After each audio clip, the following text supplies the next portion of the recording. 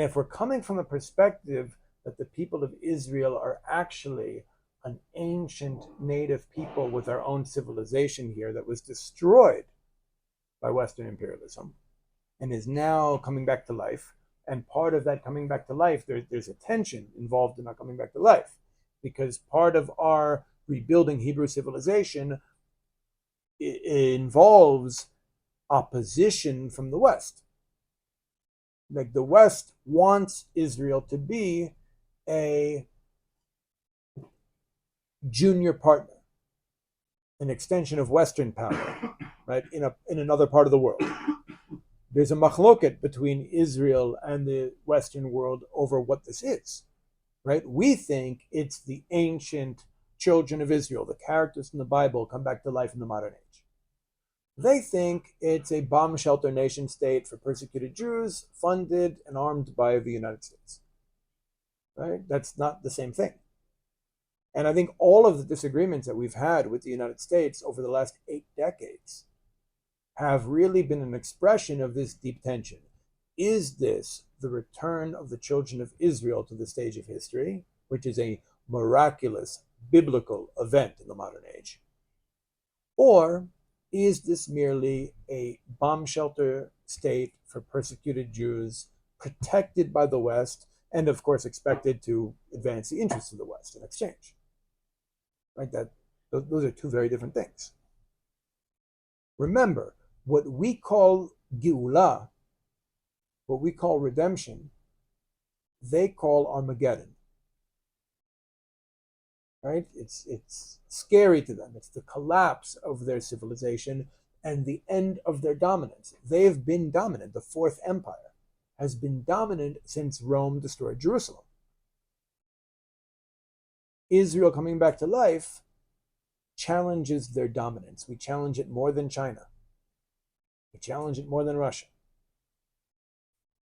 The return of Israel to the stage of history, if this means what we think it means, what we believe it means, is actually the greatest challenge to Western hegemony in the world. Right? And therefore, there's a psychological, pathological need for Western governments to insist that we leave the territories we liberated in 1967. Because that makes this mean something different. First of all, because that's the biblical heartland. Those places mean something in terms of our history and our identity. And in those places, a new Jewish identity has grown up in the last few decades. Right? The socio-cultural reality of Jews living in those territories, living in Shiloh, living in Bethel, living in Hebron, is different from living in Netanya or living in Herzliya. It's a different mentality, it's a different understanding of what we're doing here, it's a different understanding of what this project is all about.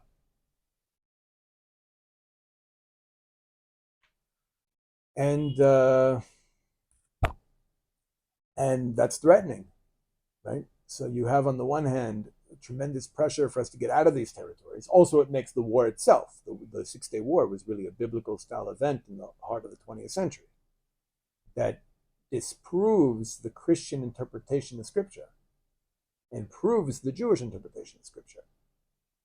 Now, whether or not they're Christians or atheists or whatever, Western civilization stands atop a pillar of Christian dogma, just like it stands atop a pillar of Greco-Roman dogma or philosophy or worldview or whatever, right? And that Christian pillar is threatened by the war. And so therefore, the war has to become historically irrelevant in order for them to preserve their own civilization. And the way to make that war historically irrelevant is to force the Jews from those territories.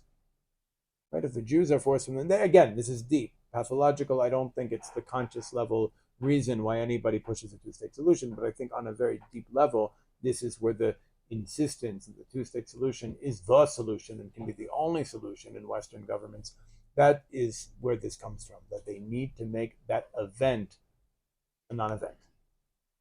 That didn't really happen. That's not what happened.